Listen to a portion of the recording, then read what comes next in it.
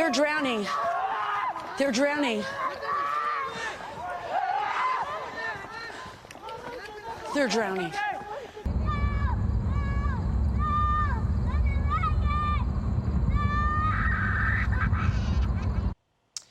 Horrifying video along our southern border showing migrants nearly drowning and a young boy screaming as he's abandoned by smugglers. Unbelievable. This has Border Patrol arrests of criminal illegal immigrants skyrocket 900% in the Laredo sector alone. But Vice President Harris is still missing in action at the border as she prepares to travel to Central America this weekend instead. Former acting DHS Deputy Secretary Ken Cuccinelli joins us now to react. I don't know what word we're searching for here. Chaos, Ken? I don't know. Those videos speak for themselves. What do they say to you? Well, they're anecdotal evidence of, I won't even call it a failed policy. I mean, we have to realize we all often talk about the crisis and the chaos. This is what Joe Biden intends. That is hard for us to believe, but they want 150, 200,000 illegal aliens coming across the border a month. And this is what the result is. It is the spike in crime along the border. It's those border communities being overrun. It's the Texas governor having to declare a state of emergency because the president of the United States won't do anything to protect the border. The list goes on and on and on.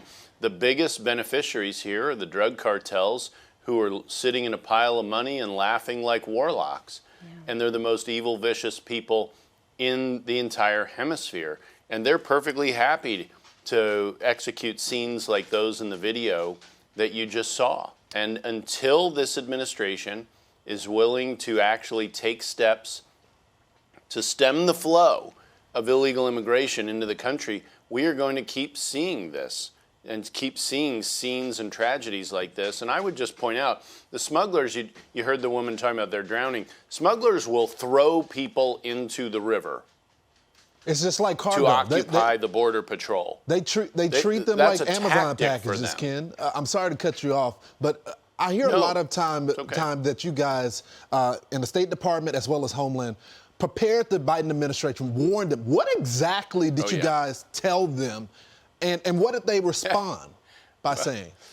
We had over 200 transition meetings in the Department of Homeland Security. Over half of them were related to immigration. And the vast majority of those had no political participants at all. These were career immigration professionals. And in meeting after meeting after meeting, the Biden transition team was told, if you do what you've been talking about, you will create a crisis at the border. They were told over and over. They literally came in with no plan with how to deal with the flow. And you see the actions they're trying to take now. Their idea of dealing with the flow of illegals is how to facilitate it. Yeah.